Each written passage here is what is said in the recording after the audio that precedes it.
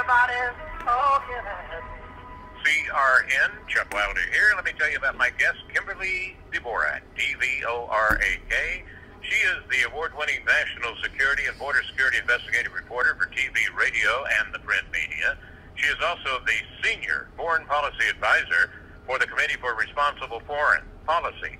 She's a TV correspondent, CW6 News in San Diego, as well as One American News Network, and her website is thekdreport.com, and she streams live at periscope.com and facebook.com. Hey, Kimberly, how are you? I'm fine. How about yourself? Did you have a good holiday?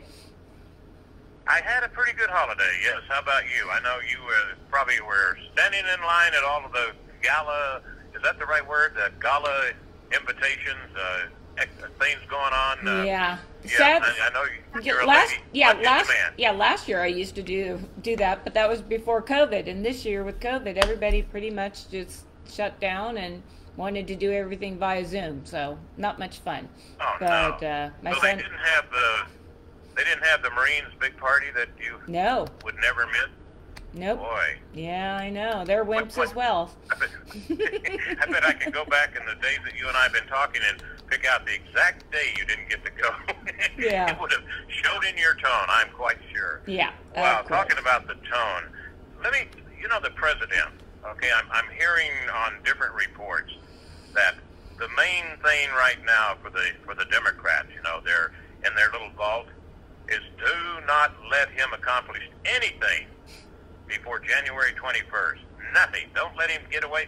Nothing. Yep. Nothing. He's not going to make anything good for anybody. Hey, that's the mantra of the Rhino Republicans as well as the Democrats. They just simply are going to go back in time to when Barack Obama was president, and they're going to reinstate all of these regressive regulations that stifled business, that sent corporations overseas and allowed our economy to grow at a scant 1% to less than 1% per year. And we've had a rough year in this country with COVID. Businesses are struggling immensely. Families are under a lot of pressure. And I think that what you see with the president ended up signing the COVID bill and the stimulus bill yesterday afternoon. He bowed yet again to pressure from his own party to sign this. And one of the things that most people really aren't talking about, there are a couple things in this bill that Americans need to be aware of. This bill brought back the dreaded earmark, so now congressmen and senators can put in their pet projects into bills that have nothing to do with what they're looking to get money on, so they can fund their special interest projects. That was in this bill. So now you can say goodbye to the no. It's unbelievable. It should be really shocking to both parties. Is this the same thing as pork? Yep. Same definition? Yeah. Yeah, and in all these favors, get us in office and we promise we're going to do this. And when I saw the original list, I'm thinking, wow, there must be a lot of Congress critters that owe countries favors somewhere, because imagine that. Even the president, the list is unbelievable. Yeah, because we don't have a handle on a foreign entity actually donating money to specific think tanks, and then those think tanks will turn around and disperse that money to the various lobbyists that they want their projects, or they want regulations eased, or they want sanctions lifted or relief from sanctions.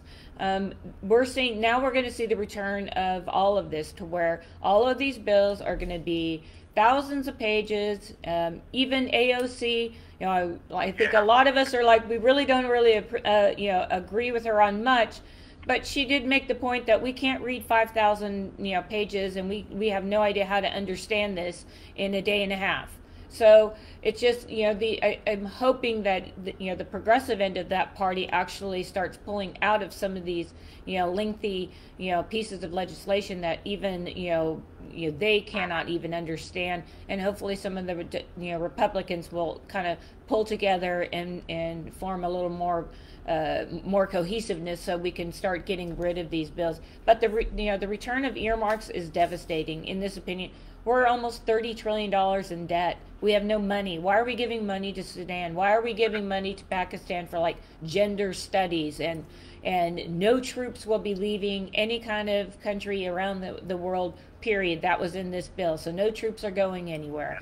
All of these things that yeah, go ahead. Yeah, whenever AOC was talking about, how thick the bill was and it was impossible to read all of it before you vote on it, she basically showed you that she's pretty smart.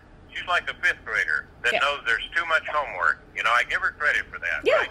yeah. And what are they going to push once they get into office? Are they going to have a $300 zillion bill? Is that the next thing, the $1 zillion? Yeah, I mean, Trump was asking for $2,000 per person or per family, $4,500 or whatnot. If they would have taken away all of the pork spending in this, they could have done that. They could have actually given the American people that. And I think it's embarrassing that this country is going to give people a $600 check. Well, that's not even going to cover half your rent, most likely. So what good's that going to do you? So when you look at this, it's like a slap in the face to Americans. And for a lot of us, you and I are in this category. We just don't think, we'd like to see clean bills. If you're going to fund the military, no other add-ons in there. We just want a clean bill. And whatever the funding may be, government funding, that's great. We're going to fund the Capitol, and we're going to fund the parks and recreation. But throwing in all of these extra goodies for most likely family members or people related who are now going to pick up some extra pork from the United States government, courtesy of the taxpayers. I think there's a lot of us out there, and I really think that something to watch for is going to be this January 6th rally here in Washington, D.C. I'll be going. And it'll be very interesting to see how many people show up, and a lot of people are really upset about this situation, and I would put money on the fact that if Trump does not win re-election, and it's looking slimmer, of course, because the courts refuse to do anything about it, but then you're going to see a much larger grassroots organization than the Tea Party movement that we saw back in 2009. So I think that's what's on the horizon. Hey, more on that, but I wanted to go back one more moment here about the bill. There was some Democratic Congress critter that actually said, maybe this morning or earlier today or whenever, about, the average American, they don't need, $6,000. They're doing okay. It's the people that are losing their restaurants. It's not just the average American. Let me ask you something, because you're a wise person. A beautiful, wise person named Kimberly Dvorak's going to answer this question. Overall, who is really paying for all of this? See, I thought it was like the American people. It's China. It'll be whoever is going to bail us out and take a bond out against all of our debt, because right now our debt is leveraged, and we are close to reaching that 100% debt ratio. That means whatever we're taking in is how much money we're paying out in debt. So, realistically, or if you were a normal company, you'd be saying, okay, now we're not going to be able to spend anymore, period. We're going to have to start cutting, because every month, like your credit card bill will go up, and then it gets to the top and you're paying a lot of money in interest payments. Same thing here with the national debt. I don't know where this money is coming from. Obviously, they're printing it. They say they're going to sell bonds to other foreign countries. I just don't know that $600 per person is really worth it. And if they were just to go ahead and not give these foreign countries the money that they have promised them, and say, sorry, I know COVID's been rough on you guys, but we're dying over here, and we need to take care of our people here, as far as in business, having the ability to have a job. Those are things that we're going to have to kind of focus on, and that's why, with the Biden administration, one of the first things he's going to do is with this illegal immigration, which, by the way, in this COVID bill that they've passed, the stimulus, illegal aliens will now be able to collect the $600, and they're going to get that $1,200 that everybody else got back in March. So they're making out like bandits, and they're not even in the country legally. But this is what you're going to see. You're going to see the legalization, or the pathway to citizenship, for he said around 11 million. We know there's between 25 and 30 million people in the country illegally, so most likely that many people. But you know what? That's just the tip of the iceberg. Is they're going to start taking those jobs from American citizens, and the Rust Belt that was doing so well under Trump will just go away. And these families know this, and these, you know, the people that have lived there their whole lives, they don't want to see that, and that's why they voted for Trump in the first place, because they were happy to be prosperous and be able to bring life back to their small communities, you know, in the Rust Belt. So this is something, these are big things that are going to change, and we'll see how long Biden and Kamala Harris end up in Congress. I mean, there could be a whole, you know, front to kind of repeal the election and, you know, get these folks out of office. I mean, they're doing it in California. They're doing it in Pennsylvania. Well, so, I mean, is that something they can do for president? We'll see. But, you know, and the people, okay, I'll put it this way. The illegal aliens, okay, that are getting, say, 1,800 automatically, or even if they're not illegal, if they're, but anyway, they know that once they apply for a driver's license and they get this, you know, voter registration or whatever. They vote. Part of that, part of getting that check is, don't forget, you know, the Democrats gave it to you, so you know who you're voting for. But they'll tell you, oh no, that has nothing to do with it. I'm really curious. I know out of all the countries receiving this stuff, Egypt, Sudan, Ukraine, Israel, Nepal, Burma, Cambodia, Pakistan, Asia, RIA. One of them on there, and I don't remember which one it is, part of their big money that they're getting goes to studying gender Pakistan. education. Pakistan. Yeah. Country that's like mostly Muslim. I'm fairly certain they're going to open up their hearts and minds to the LGBTQ community, because that's what it's about.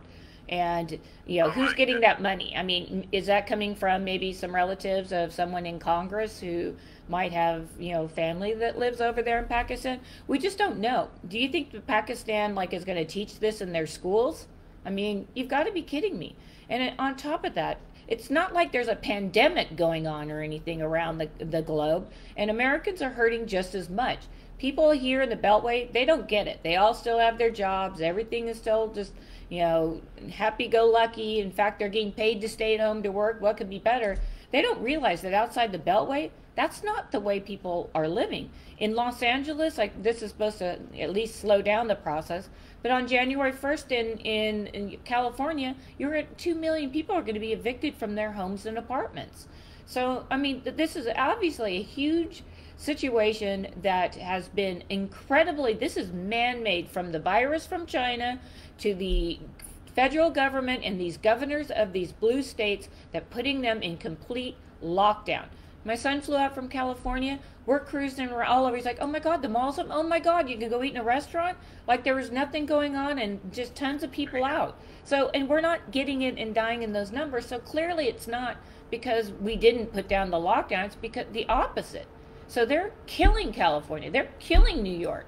And, you know, the people that need to be held accountable are these governors of those states who have taken draconian measures to lock down the population for whatever reason it may be, and to just really push businesses, you know, out of business, and people can't even earn a living.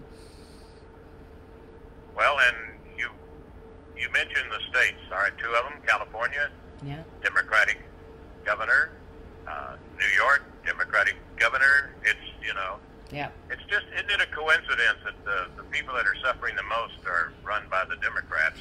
But, well, they've got to get it those states have to get it together and recognize that those governments are the ones that shut them down, put them out of business, or are responsible for employees losing their jobs. Period. They need to, in the next election, that's how they need to vote.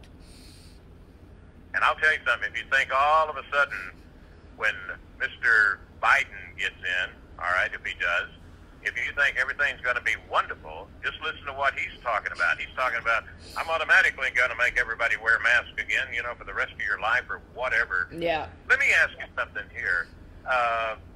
The Kennedy Center, you might know, is that where Pelosi's daughter works, or maybe Hillary's daughter works? Do you know? Yeah, I don't know that anything about Hillary. It's not Hillary's daughter. She's not really working too much. It could be. I mean, a lot of people, that have family members and they want them, and then they want to come out to D.C. They put them in very cushy jobs in places like the Kennedy Center, and we know the Kennedy Center is, heavily Democrat. So if you were to go in and talk to the employees, probably 75% would say, yeah, we're blue, and we hate the Republicans. They're evil Nazis who. You kind of wonder why. But why'd that got the money? That'd be like saying Staples Center in California needs $26 billion or $1 million, for COVID. Yeah. But the Smithsonian, this is the one I don't understand. Yeah. The Smithsonian, $1 billion funding in this bill for the Smithsonian Institute. What? For what? And that's what I mean. Most people, and this goes into their slush fund coffers. And I mean, sure, they are out trying to acquire new art and relics and things of that nature to remember that they may have to repair. Are they going to repair all the statues that were destroyed? Maybe that's they're not doing that. But you think that $1 billion? Just think about all those people that are hurting out there. And all they're going to get is a $600 check. Why don't we divvy that up and give it to people? So this is the ridiculousness of it. And it's really sad the mainstream media is not covering this whatsoever, because Americans that know about it are outraged, as they should be. Okay, let's take a break.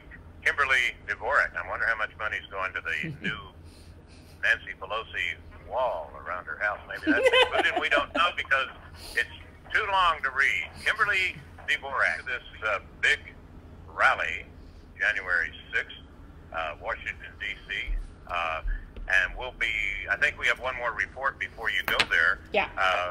But is there a specific location where people are going to be gathering and well, they're gonna probably, I think a lot of the speakers will be at the Abraham Lincoln Memorial, which is typically where they do these things. And they just, I think for the most part, people that are emailing me, try to get this out online, please spread the word and all this, because they want to show that they can fill the National Mall with people that are concerned about what's going on in this country and concerned that the court system has failed them, that their politicians are failing them, and the fact that they've taken away a lot of the rights that are provided to Americans in the Bill of Rights, like the right to work, those kind of issues. So it's going to be on the National Mall.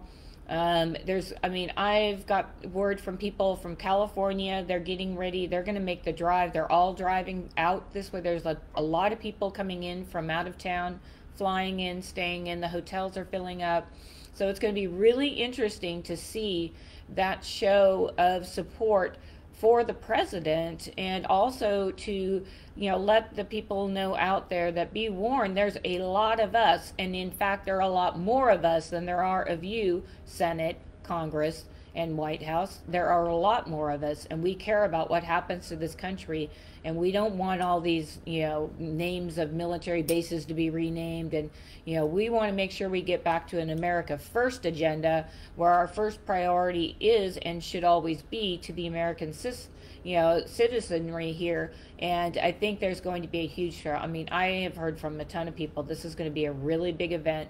And when you hear from people in California saying that they've got tons of caravans that are going to make the drive out, that's pretty impressive, California being as navy blue as it is. So it's going to be an interesting visit. Obviously already the law enforcement, they're already getting ready and prepared for the event. I know people there that are actually, filling me in that, there's going to be security there to protect everyone. But I think this is just, mainly a show of support for the president and for election integrity. So I think that's what we're going to see.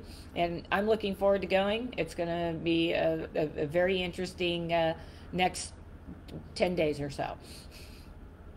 Yeah, and I think the key word that you just put out is security. Mm-hmm. That's, I think, what people are concerned about.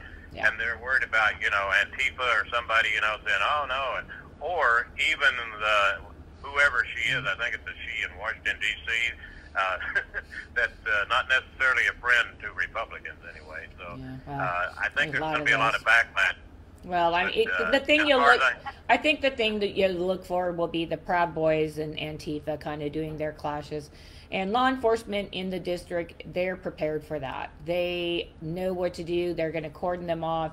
They already have plans in place. I mean, they've had to, address that issue already. So I think that that's going to be that'll be a minor thing. But of course, mainstream media, if there's any of that, will focus that all these people are, Nazi lovers and Holocaust deniers, and that's their latest thing. But that's why the crowd, if it's so enormous, they're not going to be able to, not cover it. And the president is, in talks to actually speak at the event. So then again, some of these issues are brought up, and it's going to be mainstream media is going to be forced to have to cover it, and then they'll let people know around the country that, oh my God, it is a movement. Fantastic. All right, Kimberly, thank you very much. Excellent report as usual. It's Kimberly Dvorak, D-V-O-R-A-K, and her website, thekdreport.com.